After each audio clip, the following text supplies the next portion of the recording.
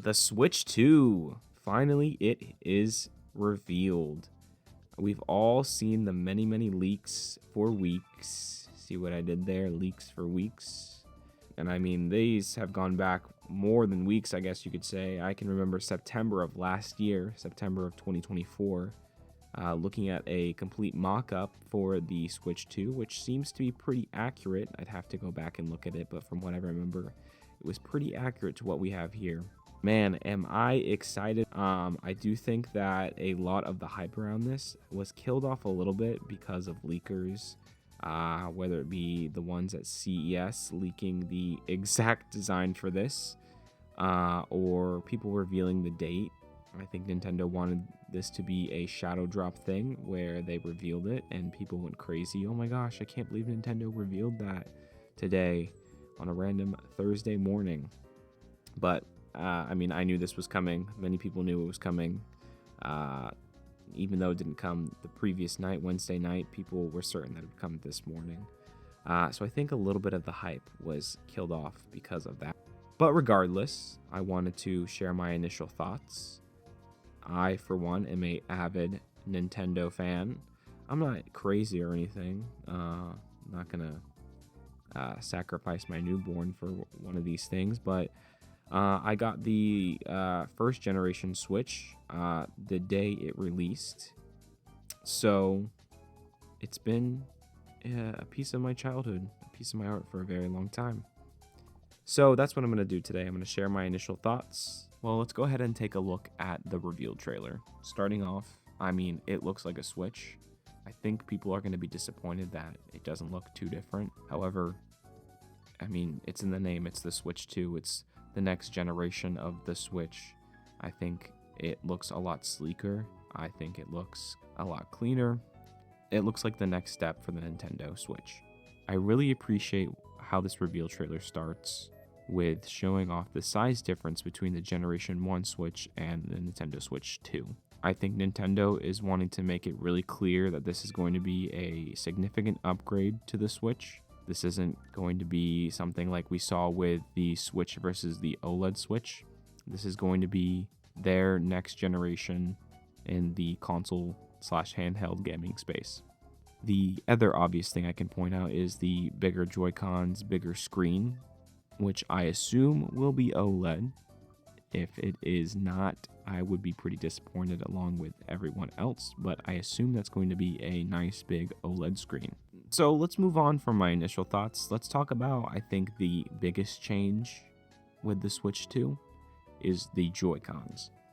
Like I said before, I appreciate the size upgrade. It's going to be a bigger controller, which means bigger buttons overall.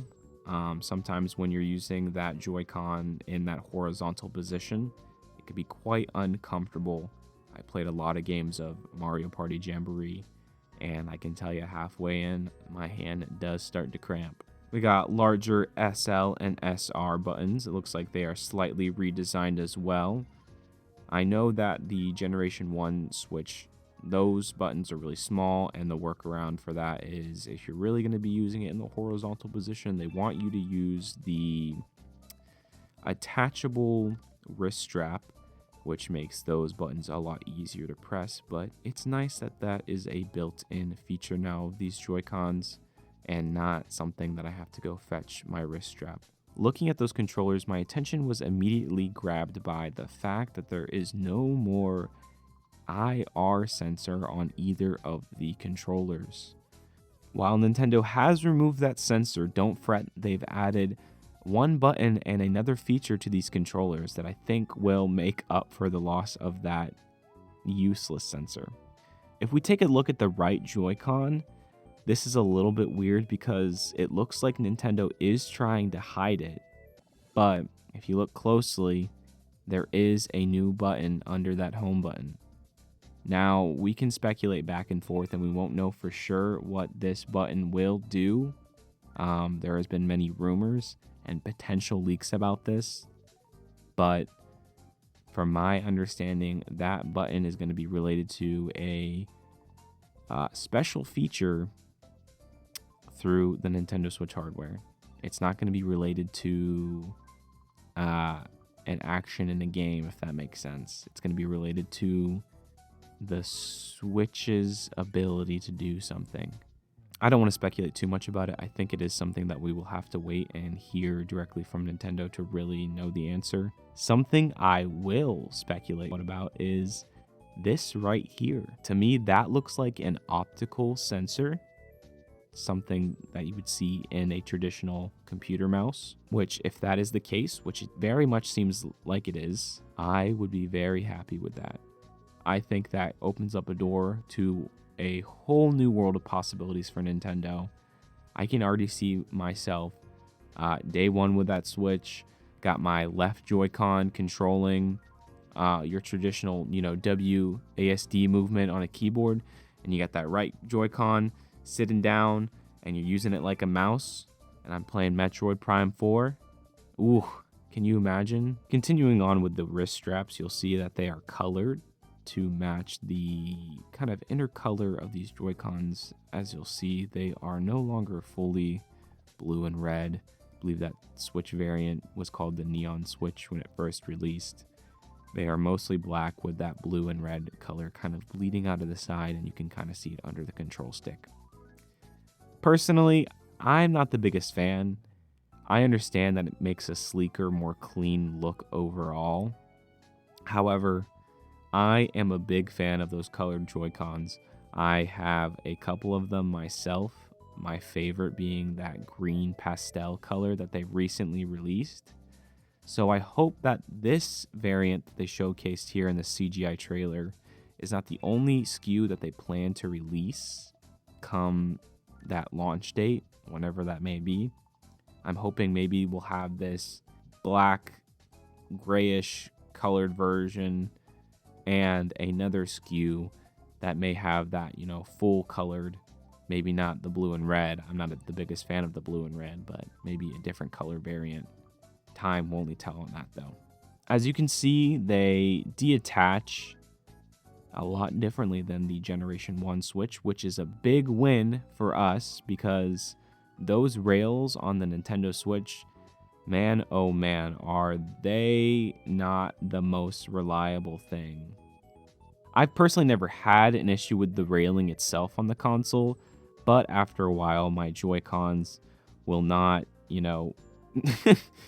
stay on the console in the handheld position. Yeah, that metal railing just kind of eats away at that plastic covering of those Joy-Cons. So it looks like they are magnetic. Something you'll notice here is not only are they just magnetic, but they have a connector. There is a connector that the Joy-Cons will plug into on the handheld itself, which makes sense. It allows for a sturdier connection. However, there has been concern that I've seen online that people say this will be a hardware failure point of the Switch. That is not something I completely agree with.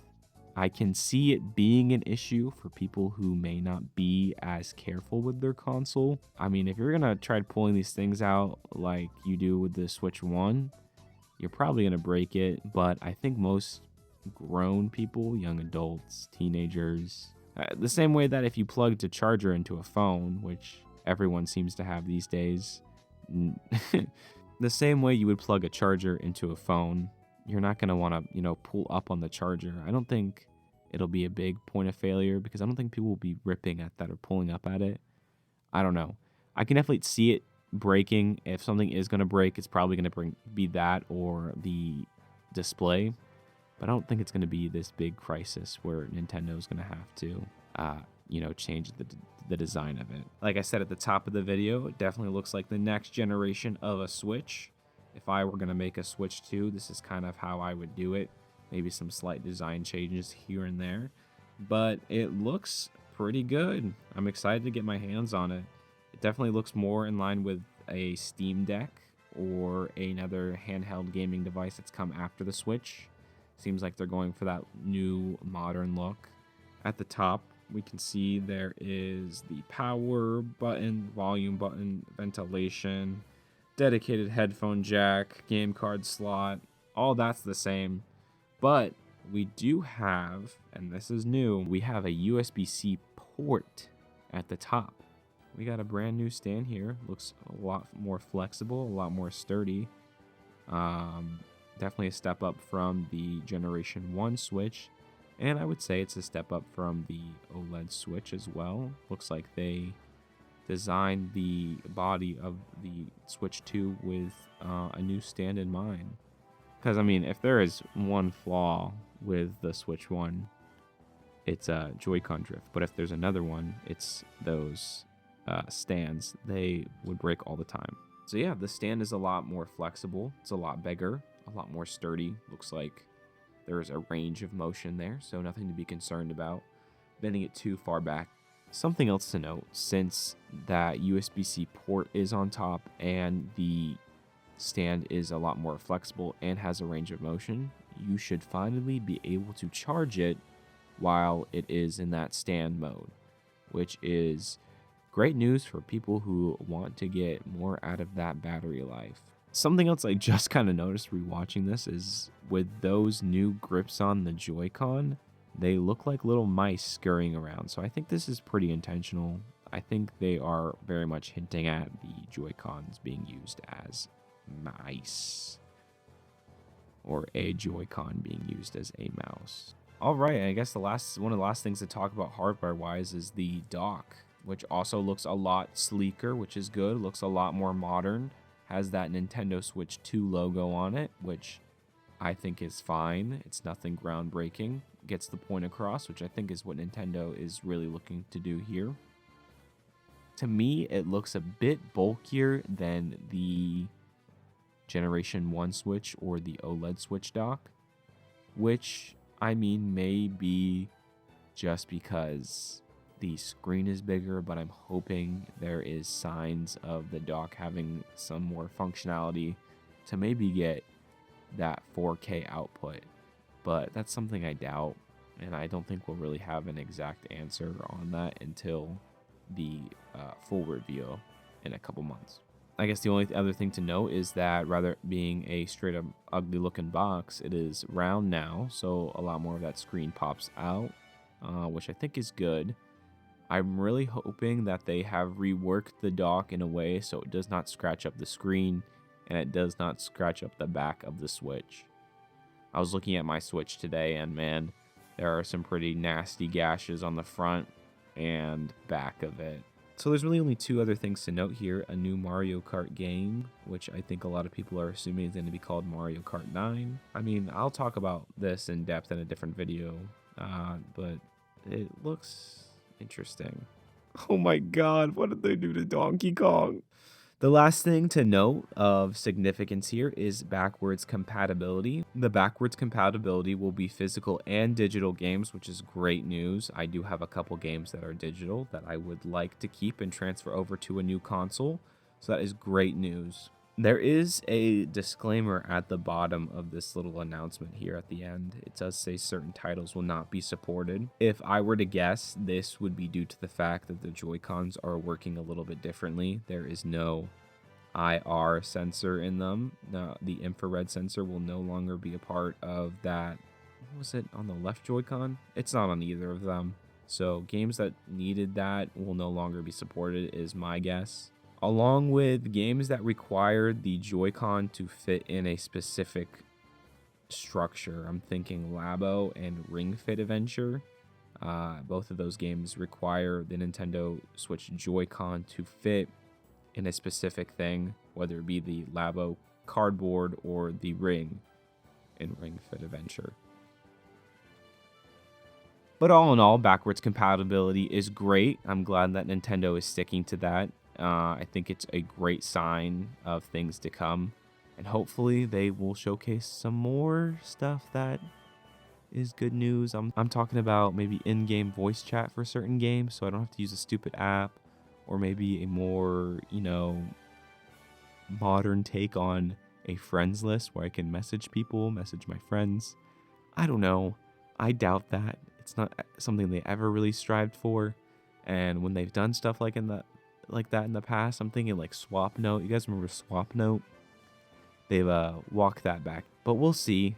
The end of the video announces that there will be a Nintendo Switch 2 Direct April 2nd, 2025, which is a ways away.